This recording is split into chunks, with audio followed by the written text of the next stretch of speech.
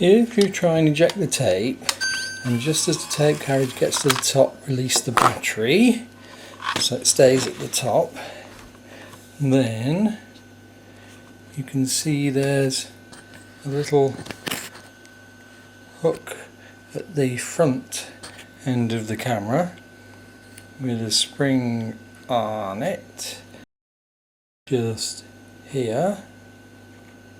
I'll point with something sharp, just here, and if you hook your fingernail around there and pull it upwards, the tape pops out. So you just get to that little hook there and pull it upwards and the tape opens. You're just pulling against the spring, pulling it upwards, and then you can remove your tape. I hope this is helpful. There you go.